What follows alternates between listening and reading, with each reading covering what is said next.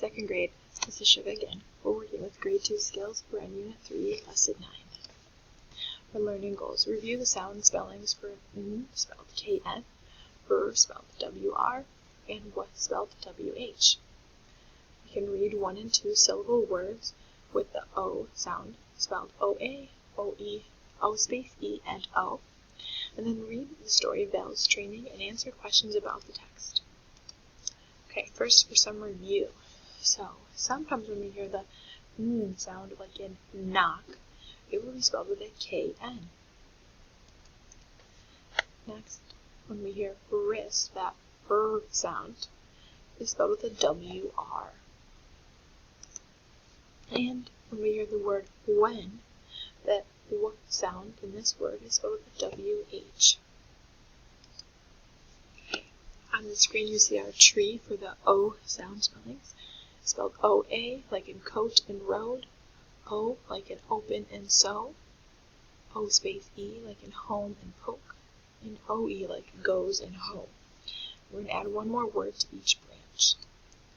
Oatmeal is on the O-A branch, frozen is on the O branch, toenail will go on the O-E, and tadpole on the O space E. Okay, now we're going to have a series of words that we have to figure out where the break is between the two syllables. Remember, if the vowel in question, in this case the O, is right at the break, that vowel will be a long vowel sound. So in this case, O. If it's not at the break, it's a short vowel, ah. Okay, first, so do we have ovals or ovals? Ovals. Okay, our next word.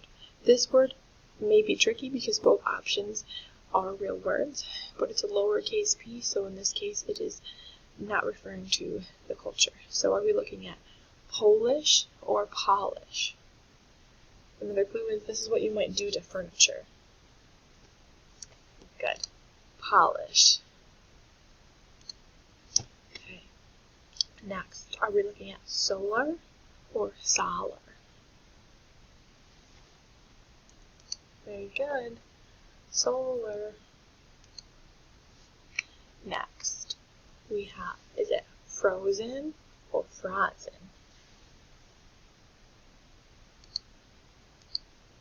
Yep, frozen. Okay, so just like before, we've seen with the other vowel sounds that the O spelling, it's kind of like a tug of war. And when you're reading words with the O and you're not sure if it's going to be an O sound or an A sound, practice chunking it and figure out what the two chunks sound. So in this case, the two dogs are pulling, are we looking at broken or brocken? Figure out where the break is and what the chunks are and sound out and figure out which one makes more sense. Okay. If you have your skills pages, your page today is 9.1. What you're going to do is, it says have students combine 2 of the 3 syllables to create a word that completes a sentence and write the word on the line provided. So, for example, look at number 1. The 3 pieces we have are king, po, and smo. Okay, so you're going to put 2 of them together to make a word. So number 1A. One thing that is bad for your lungs is blank. So you're going to put the words together. Is it going to be poking or smoking? One thing that is bad for your lungs is, and smoking. So you're going to have the S-M-O go in front of the K-N-G to make the word smoking. And you'll continue that through 1 through 5, making 2 different words for each box. Then on 6 through 10, you're going to do just like we just did together and circle the correct break of the word. For example, number 6, my teacher is. Is your teacher Polish or polish? In this case, the word is capitalized, capital P, so it's referring to the cultural background. So is she Polish, like from Poland, or polish, like the furniture polish you use on your table? Yes, Polish.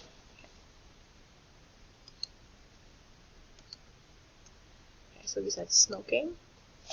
And then number 1B, Beth was reading until Sam started poking her. Alright, now for our reading portion. We're still looking at our kids' Excel reader.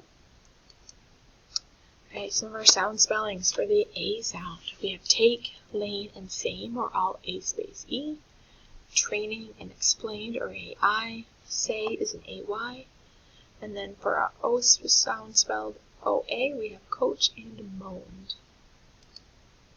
Okay, our vocabulary this time, lane. The pool is divided lengthways. So in the swimming pool, it's a long rectangular shape, and lanes are the space that each swimmer has to compete and swim back and forth. Okay, often they're divided by like a rope or some kind of divider.